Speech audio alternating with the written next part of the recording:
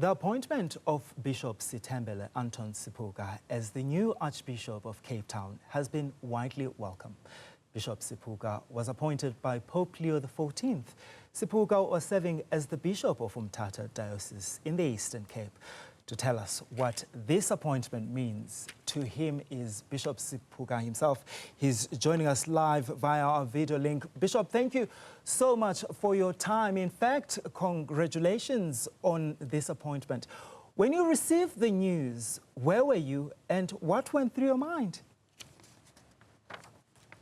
It was in the morning, and I was actually in the chapel, preparing to say Mass, and I got a phone call from the nuncio, who is the representative of the Pope in South Africa, who takes care of the relationships between the state of the Vatican and the South African government, but also looks after matters like these of replacing bishops when there is a need for the replacement of a bishop. So he called me and he told me that Pope Leo is asking me to be the Archbishop of Cape Town. And these things are not expected. You don't have a hint, you don't apply for it. So it always comes as a shock. And so after a short moment of thinking and praying, I said yes. You said yes. And how did your family, your siblings, how do they feel about this appointment? Well, after they had known, of course, they were joyful.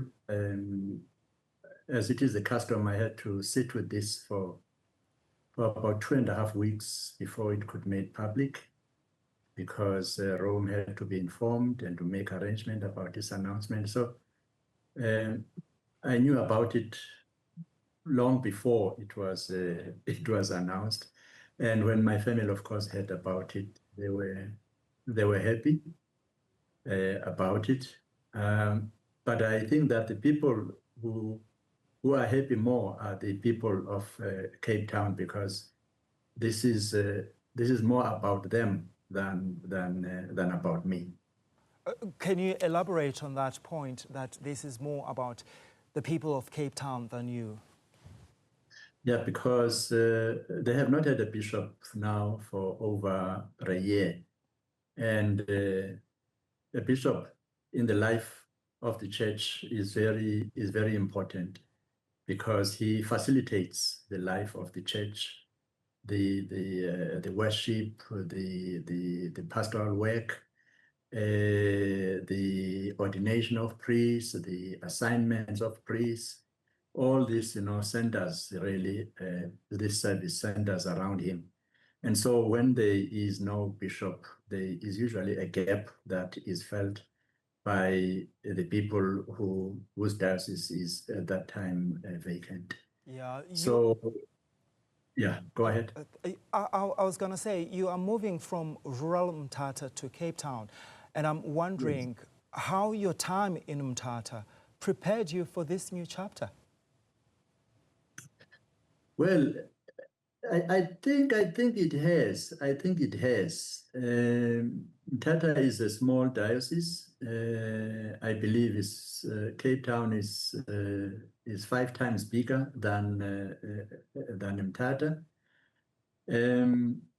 Yet, it is a good experience to have been here in Mthatha. Yeah. Because at least I've been a bishop now for a number of years. I know what being a bishop entails, even though in a smaller scale here, as I said, the diocese is small and rural.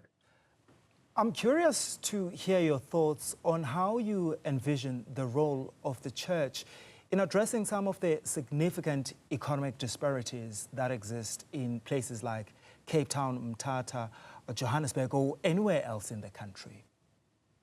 Yeah, you put it right, because this problem is prevalent pervasive, in the whole country, the issue of unemployment is something that haunts or should haunt really everybody. And from the side of the church, really our concern is the eating away of the dignity of people by the lack of unemployment and inability to provide for themselves, to provide for their families, and to live a decent life. So, from the point of view of the dignity of the human person, this is a big concern, for the church. That is the angle from which we are concerned about it as church. We continue to support efforts towards creating more employment. Yeah. We are also encouraging people as well to be entrepreneurial instead of looking to be employed, to create jobs, themselves. Yeah. One of the readings I came across earlier, you spoke about the spiritual displacement of children.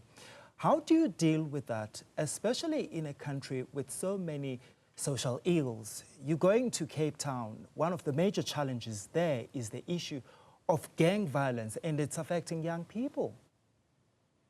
Yeah, that's true. That's true. That was in relation to the practice, as I experienced here in the Eastern Cape, where children go to school 7 days a week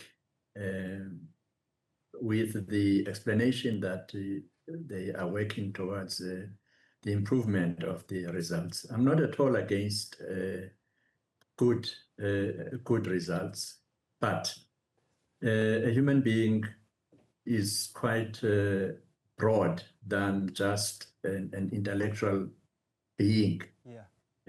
Is also a spiritual being, is also an ethical being, is also a social being.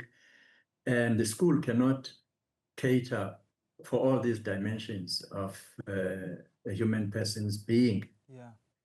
The church, is playing a bigger role there. And so when they are denied the opportunity to go to church, such things that you're talking about, where people do not have a sense of the good of the other, Yeah. sense of the respect of life, then this situation will continue because there is no platform for them like the church where they are also taught about these things. You are also a member of the National Dialogue Eminent Persons Group. Do you believe that the church has been vocal enough about the many problems that this country faces?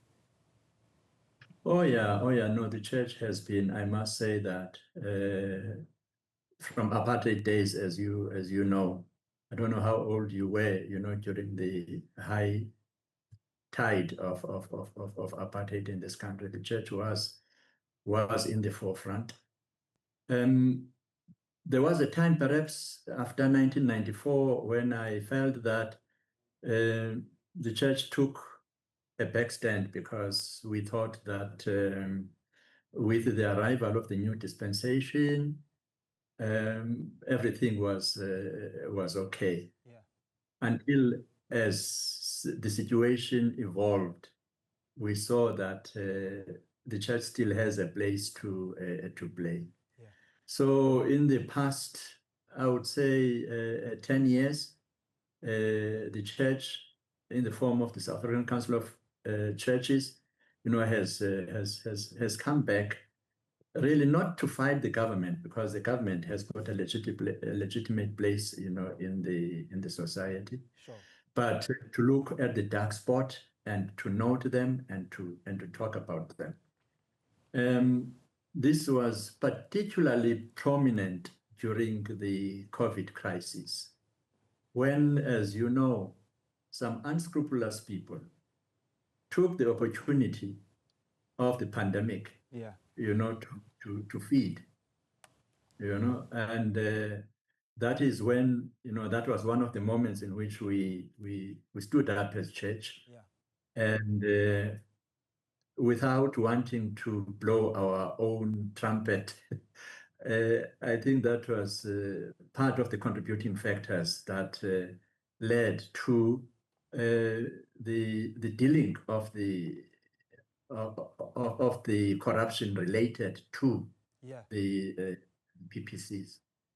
All right. Thank you so much for your time, Bishop Sithembele Anton Sipuka. He is the new Archbishop of Cape Town. Thank you so much for your time tonight, sir.